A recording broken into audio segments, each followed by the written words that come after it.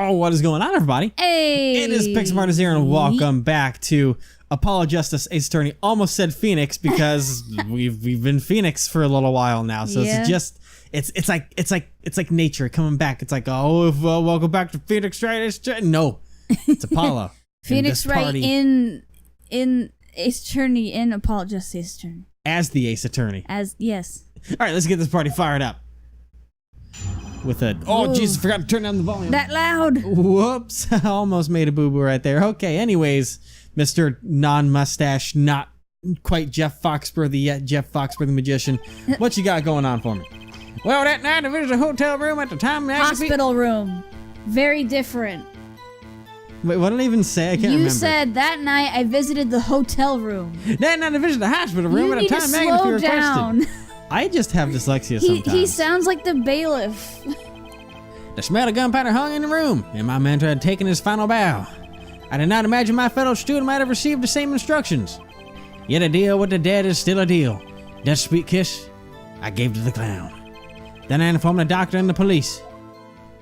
So you were the one who reported the crime? Indeed, I would think. This fact alone would clear my name of suspicion. Let's not jump to any conclusions. Yes, the cross-examination general comes before the conclusions in this court. But if your testimony proved to be true, then the defendant, Zach Granary, is guilty. And if it wasn't Zach Gramery, then the killer was you, Valent. Ah! He's Notice papyrus peering now. oh God, what's Luke his name? Atney. Luke Atney. Oh God, that's a name I haven't heard in a while. Notice peering act, we get you out of that. Look at me. Look at me. Yeah. Oh no. Okay. So, anyways, I do want a quick note, as we're in a new recording session from last one we did, where. What? I know I slurred my words together there. You be quiet, but. He's perpetually fake drunk. But as someone pointed out when we do our theorizing, sometimes it's just mostly me you. doing the theorizing. I had the idea that maybe Magnify had paid someone else to make the fake note, but someone pointed out, is like, it would be kind of dumb for Magnify to pay someone to copy his own handwriting of his own diary and give it to someone as fake evidence. That was a dumb idea by me. That just flew way over my head. Because you were so into theorizing that you didn't realize what you theorized. No, I've forgotten, the... You're like, wait, what if this? But the part where it wouldn't have made sense didn't click in your brain at the time? No. Until later? No, so I think the part that I've thought now that I guess is probably what's going to be going through is that, because, well, I mean, unless Zach is the one that ordered it, like ordered the fake evidence that he is the actual murderer. Yeah. He would be the one to be like, oh, I need you to copy this note and write it as these 15 minutes prior, so that made it seem like I was there first and that kind of thing. But I don't know. At this point, I don't know anything anymore. You mean Zach have... To have Zach order up the write note. a fake Magnify thing? Yeah, so that he could be accounted for in it. But okay, so then I visit the hospital room with its Magnify requested. But then how would he know about that if he just got... I know, that's the other thing I was thinking. There's too much of a... How would anyone else really know? I don't know, man. That's the difficulty. The smell of gunpowder hung in the room, and my mentor had taken his final bow. It's hard to theorize anything that makes sense at this point with how little we have. Yeah. And I imagine fellow student might have received the same instructions. Yeah, the deal with the dead is still a deal. Death sweet kiss. He looks so much younger with no... He really does. It's weird. Then from the doctor and the police. And his hair is just strange. It's always been strange. Yeah. Both Magnify students received the same letter. Both admit to having gone to the hospital that night. 2 bolts were fired, and one of them killed Magnify. Time to find the cracks in his testimony. Okay. Hospital room time Magnify requested. Which, according to the letter, was 11:20 p.m. Indeed. And magic timing is everything. Right. Consider the illusion of teleportation. If I were to appear on stage from my stunt double as left, how would that look? Why, it would reveal the very secrets of my magic. Now that you've revealed the very secrets of magic for all of us, let's move on. You went at the designated time, and what did you see? Smell of gunpowder hung in the room, and our mentor had taken his final bow. So, you weren't worried for your own safety at all? I mean, you smelled gunpowder, yes? What if the shooter was still nearby? I did not consider this, to be honest. It is forbidden for a magician to have a good imagination. Really? Isn't magic all about illusions and imagination? Yeah. How about this? You were the shooter, which is why you weren't afraid. Now you're the one imagining. It is forbidden for a liar to have a good imagination. The witness will refrain from pausing so suspiciously before responding. A forbidden imagination is starting to imagine things. What a strange... Okay, I did not imagine fellows might have received the same instructions. And why do you say that? Which brings us back to this reason neither of you could refuse. So it does, and my partner, he did not refuse. But McAfee wrote the same thing to you. Why could you refuse if Zach couldn't? Because I had a will of steel, of course. I also did do this trick where I bent steel bars, so perhaps steel isn't also strong. Jesus. So which is it? Mind if I continue? Sure, go on ahead.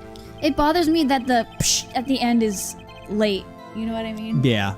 Bothers me. And a deal with the dead is still a deal. That sweet kiss I give to the clown. Oh, I didn't press that. There we go. Wrong button. There were 2 bullet holes at the scene. One in the victim and one in the clown. You're saying the one who shot the clown was you? No doubt my partner Zach had said much the same thing. Yeah, because whoever didn't shoot the clown committed murder. I'd better dig around here a bit more. We'll see what I turn up. Mr. Valen, let me ask you about something else concerning the crime scene, namely...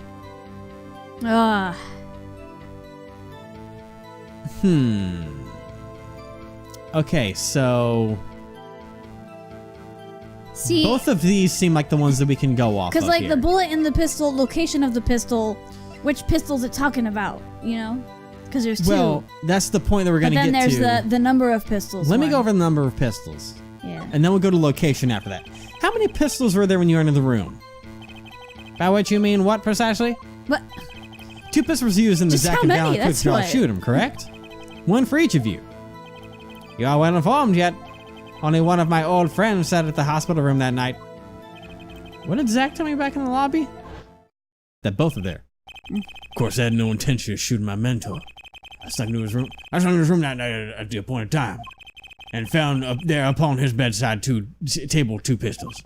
I took the pistol I'd fired and placed it in my pocket. I see no problem with that statement. And does technically match. Only 1 pistol is visible in the photograph of the crime scene, after all. So you picked up that pistol and fired it? Indeed I did. Alakazam! Alakazing! Alakaboom. Is the number of pistols really so important? I mean, The number of pistols is quite important, Your Honor. Very well. Please add this detail to your testimony. What can I do but obey? Okay, so it's doing the same that we did last time where it's giving us a chance to... Okay, so I think the one that'll come down to is we need... Oh, we don't have the results of the bullet that was in the clown. Fuck. So I don't know if that'll do. I don't know if there's going to be anything really on this pistol. Why don't we have that? It was at the very beginning, but I think they were trying to rush it or something like that. We didn't get it as evidence yet. Let's go ahead and just... That's right, yeah, because Zach told us that they were 2 different bullets from 2 different guns. Yeah, let me go ahead and press them on this. So you took the only pistol there and fired it? That's correct. And that pistol was this one, which was left at the crime scene. Good show, I see you 2 are magician of sorts. And you're an idiot of sorts. You have any idea what you just said? I see the fire in your eyes as you glare at the witness. So how about heating this up this trial a bit? These little ballads bore me. Got a hunch, but maybe that's all it is. Maybe I should ask you about something else? The I don't know. bullet in the pistol? I mean, let me go ahead and check the location of the pistol quick. I think we might have been on the right track, but where exactly was the pistol when you entered the room? Atop a small bedside table it was. As if to say, here I am, take me into your hand, pull my trigger, shoot him. Jesus. The victim clearly wanted to be shot. But why? Perhaps he wanted to go out with a bang. Oh my god. Yet we will never hear the truth from his lips, so all we can do is guess. Is the location of the pistol all that important? No, I don't think so. No. Actually, let me ask about something else. Very well. Witness may continue with the testimony. What can I do but obey? Alright then, from the doctor and the police, none of that matters. Okay. So only one pistol was in the hospital room that night. With it I shot the clown.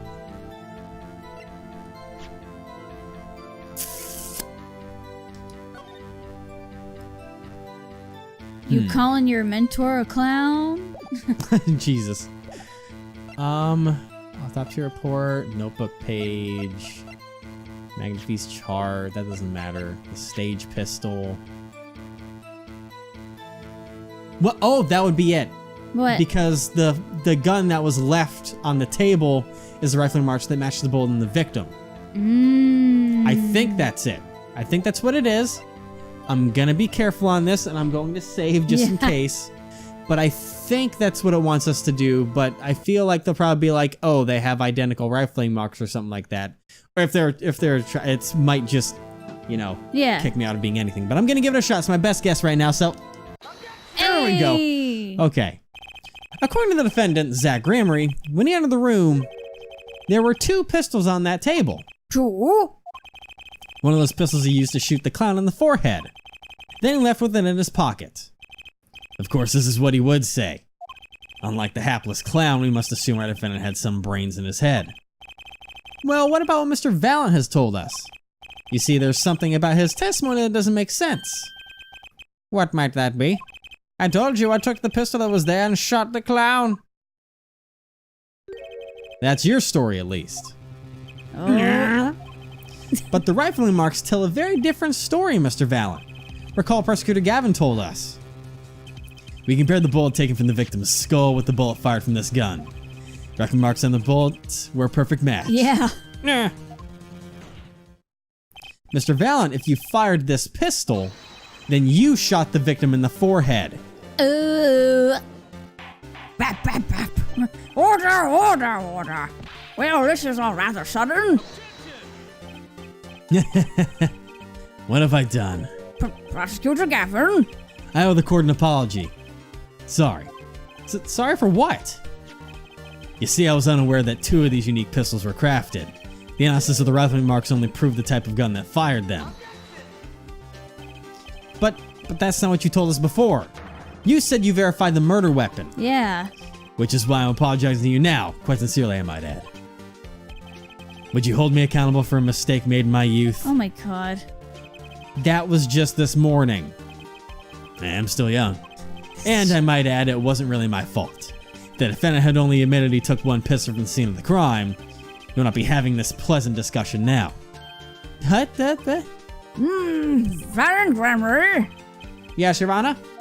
You were presented to this court as a decisive witness, but you've proven to be more divisive than decisive. Yeah. Oh boy. You'll see in time. Yeah? The testimony so far has merely been a review of the facts. The proof comes next. Care to elaborate, Prosecutor Gavin? When Mr. Valent entered the hospital room, the victim had already been shot. As his next testimony will prove, right, the real fight is about to begin. I almost said air forehead out of fucking, like... Habit? Yes. It's like when you feed a rat a piece of cheese every day and it gets trained to that certain point, and then when you take that piece of cheese away, it's just like, oh, it's not there anymore. What's that effect called? I can't remember. Pavlov? Yeah, the Pavlovian effect. There we go. Bring it.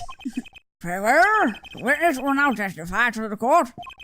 Help us determine who shot what. Yes. Who shot what now? Who shot what? Who shot what? I arrived in the hospital room at the appointed time, which is to say 11:20 p.m. I love how he turned body, into Luke at me now. I can't. He's just Luke at me now. After discovering the body, I fulfilled my obligation, then called in a doctor. A doctor examined the body before the police arrived. He was quite clear about the time of death, 11:10 p.m. And the one in the room at that time was my partner, not me. Every time I say the judge does too. Yeah. Those times are rather close, you have to admit. We're talking about an alibi established over a matter of minutes. To use a 10-minute discrepancy as the basis of your alibi. It's easy to explain in this situation, there, Judge. For example, Tucker debut hit single 13 Years Hard Time for Love. God.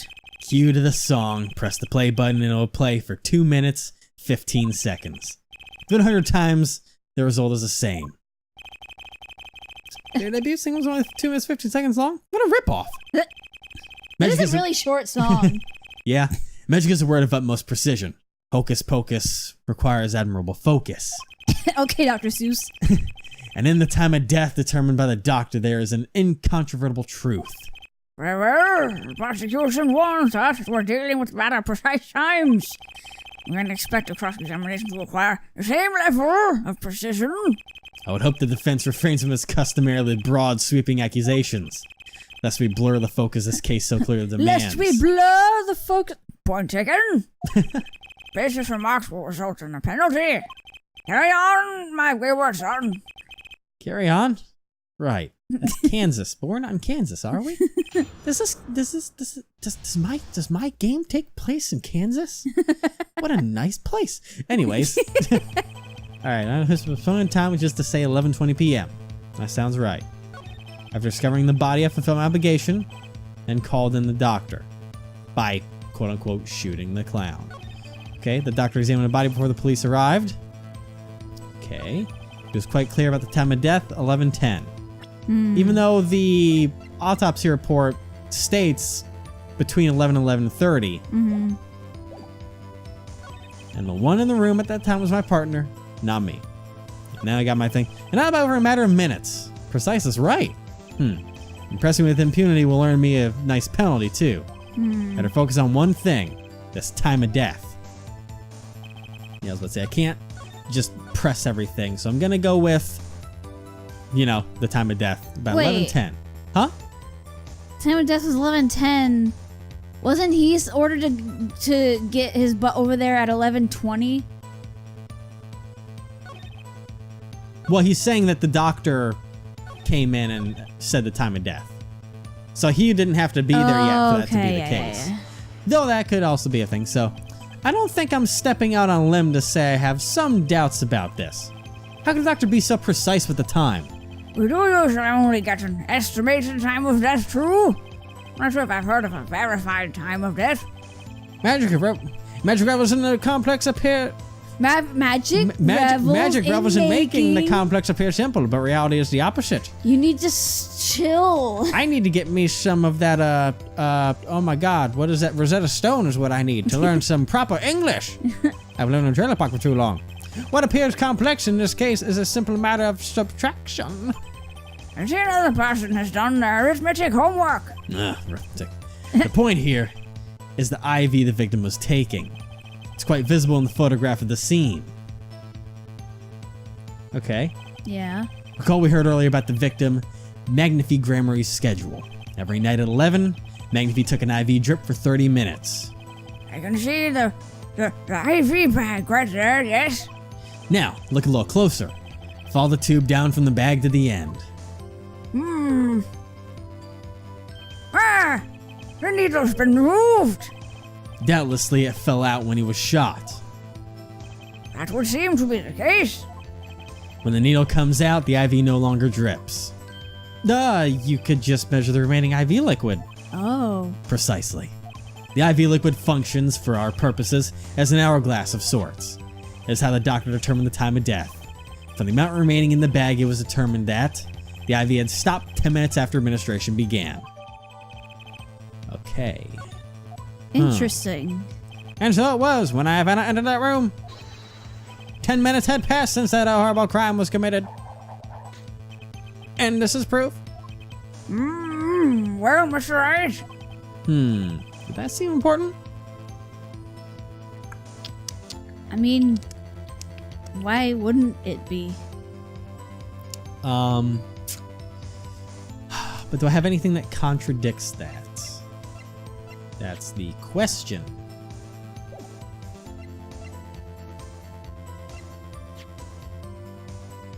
Wait, where was that other letter that I have? Where was the one that I received? That's right. This. That's right. This is the fake one. So he didn't even have any of the prior knowledge. Well, actually, no. The fuck then. Okay, that's right. Okay. Sorry, I'm getting lost in everything. Seems fate's clock will make me wait a little longer, at least. Only less than 10 swift minutes remain. I think this is where our interesting piece of evidence is going to come into play, so Yeah. I guess we'll say things are very important next time and see what happens. Oh boy. Oh, God.